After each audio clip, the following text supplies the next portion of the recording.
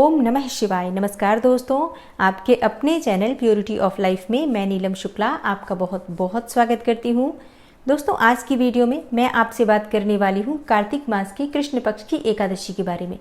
कार्तिक मास की कृष्ण पक्ष की एकादशी की तिथि कब प्रारंभ हो रही है, कब समाप्त हो रही है, व्रत हमें कब धारण करना है, इस एकादशी का महत्व क्या है और इस एकादशी का नाम क्या है, और एकादशी व्रत के पारण करने का शुभ मुहूर्त क्या होगा, पूजा की विधि क्या होगी, आज के दिन व्रत करते समय हमें किन बातों का ध्यान रखना चाहिए, पूजा करते समय कौन सी वस्तु भगवान को अर्पित करनी चाहिए जिससे कि इस व्रत का संपूर्ण फल हमें प्राप्त हो, और जिस भी मनोकामना से आप एकादशी का व्रत कर रहे हैं वो आपकी मनोकामना पूर्ण हो, इसके लिए आज विशेष क्या करना चाहिए, ये संपूर्ण जानकारी आपको आज की वीडियो में मैं शेयर करने वाली हूँ। और इसके साथ ही आप सुनेंगे एकादशी व्रत की कथा।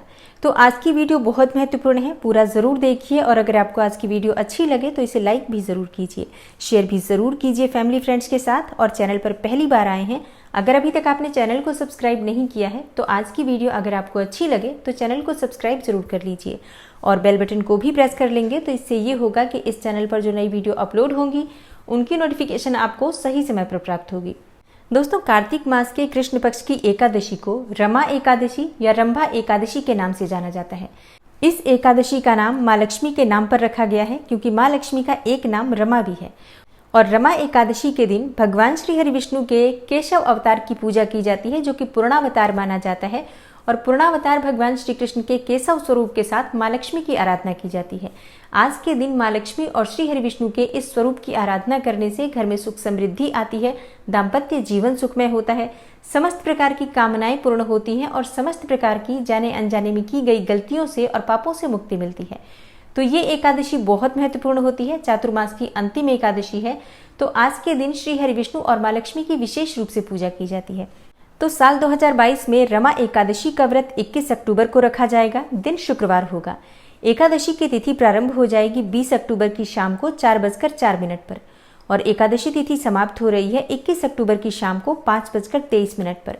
और एकादशी का व्रत हमेशा सूर्योदय कालीन तिथि में ही धारण किया जाता है। तो ऐसे में 21 अक्टूबर शुक्रवार के दिन रमा एकादशी का व्रत रखा जाएगा। और पारण का शुभ मुहूर्त क्या होगा, देखिए, द्वादशी तिथि में ही हमेशा एकादशी व्रत का पारण किया जाता है। तो द्वादशी तिथि के प्रारंभ होने का समय है 21 अक्टूबर मतलब शुक्रवार की शाम को 5:24 पर और द्वादशी तिथि समाप्त हो जाएगी 22 अक्टूबर शनिवार को शाम 6:02 पर। तो 22 अक्टूबर को वैसे तो पूरे ही दिन द्वादशी तिथि व्याप्त रहेगी, लेकिन फिर भी पारण करने का शुभ मुहूर्त बहुत आवश्यक होता है। और पारण का समय है सुबह 6:26 से सुबह 8:41 तक। इसी शुभ मुहूर्त में आपको अपना व्रत खोल लेना चाहिए, क्योंकि एकादशी व्रत का पारण अगर शुभ मुहूर्त में नहीं किया जाता है तो व्रत का हमें संपूर्ण फल प्राप्त नहीं होता है। इसलिए पारण के शुभ मुहूर्त का ध्यान अवश्य रखना चाहिए। तो रमा एकादशी का व्रत 21 अक्टूबर शुक्रवार को रखा जाएगा और 22 अक्टूबर को आप व्रत का पारण करेंगे, मतलब व्रत खोलेंगे। और 20 अक्टूबर को दशमी तिथि के नियम का पालन किया जाएगा। और दशमी तिथि के नियम क्या होते हैं, देखिए, दशमी तिथि के दिन मतलब अगर आप एकादशी का व्रत करना चाहते हैं तो दशमी तिथि के दिन आप सुबह स्नान इत्यादि करने के बाद सात्विक भोजन लेते हैं, मतलब किसी भी प्रकार से तामसिक चीज़ों का प्रयोग नहीं करना चाहिए। जैसे कि आज के दिन आपको लहसुन प्याज का सेवन नहीं करना चाहिए। अगर आप नॉनवेज खाते हैं, मांस मदिरा का सेवन करते हैं, तो ऐसे में दशमी तिथि के दिन आपको इन सभी चीज़ों का भी त्याग करना चाहिए। और जो लोग एकादशी का व्रत करते हैं उन्हें चावल का सेवन दशमी तिथि के दिन भी नहीं करना चाहिए, मसूर की दाल का सेवन नहीं करना चाहिए, टमाटर, साग, मूली, बैंगन, इन चीज़ों का भी त्याग करना चाहिए। तो पूरी तरह से शुद्धता के साथ, सात्विकता के साथ दशमी तिथि के नियम का पालन कीजिए। शाम को सूर्यास्त के बाद अन्न का सेवन, नमक का सेवन दशमी तिथि के दिन नहीं करना चाहिए। ब्रह्मचर्य का पूर्ण रूप से पालन करना चाहिए और रात्रि में भूमि पर शयन करने का शास्त्रों में विधान बताया गया है। तो संभव हो तो भूमि पर शयन कर सकते हैं। तो इस प्रकार से दशमी तिथि के नियम होते हैं। जो लोग एकादशी व्रत करते हैं उन्हें दशमी तिथि के सभी नियमों का पालन अवश्य करना चाहिए। एकादशी के दिन प्रातःकाल जल्दी उठ जाइए, स्नान इत्यादि से निवृत्त होकर सबसे पहले भगवान सूर्यदेव को जल अर्पित कीजिए। उसके बाद अपने घर के मंदिर में आ जाइए और भगवान श्री हरि विष्णु के सामने शुद्ध घी का दीपक प्रज्वलित करके अपने दाहिने हाथ में जल और पुष्प लेकर व्रत का संकल्प ले लीजिए कि आज आप एकादशी का व्रत करना चाहते हैं। भगवान श्री हरि विष्णु की कृपा आपको प्राप्त हो, जिससे कि आप निर्विघ्न रूप से इस व्रत को पूर्ण कर पाएं। क्योंकि देखिए, बिना भगवान की इच्छा के, बिना भगवान की कृपा के हम उनका व्रत भी नहीं कर सकते हैं। इसलिए भगवान की आज्ञा, उनकी कृपा बहुत आवश्यक है। और संकल्प लेने के बाद आप विधिवत भगवान श्री हरि विष्णु माँ लक्ष्मी की पूजा आराधना कीजिए। भगवान श्री हरि विष्णु को आज आप पीले पुष्प अर्पित करेंगे, पीले फल उन्हें अर्पित कर सकते हैं, पीली मिठाई या सफ़ेद मिठाई का भोग अर्पित कर सकते हैं।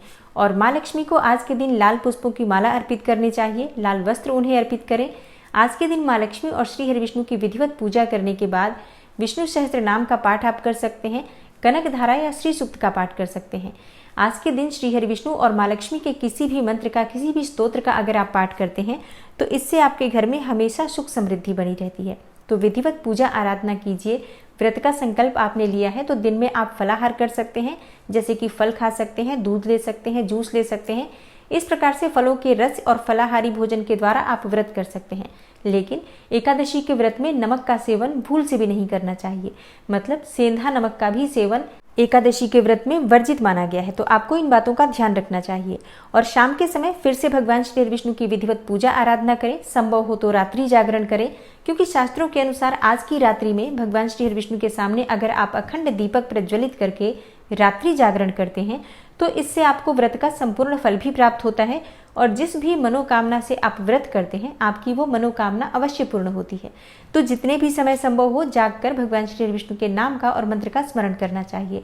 अगले दिन प्रातःकाल जल्दी उठ जाइए और स्नान इत्यादि करने के बाद भगवान श्री हरि विष्णु की पूजा कीजिए, सूर्यदेव को जल अर्पित कीजिए और उसके बाद शुभ मुहूर्त में आपको अपना व्रत खोलना चाहिए, व्रत का पारण करना चाहिए। लेकिन अपना भोजन करने से पहले किसी ब्राह्मण को घर बुलाकर भोजन कराना चाहिए। और अगर आप ब्राह्मण को घर बुलाकर भोजन नहीं करा पाते हैं तो ऐसे में आप ब्राह्मण के निमित्त भोजन की कच्ची सामग्री निकाल कर रख दीजिए। और हाँ, उसमें दक्षिणा जरूर रखना चाहिए।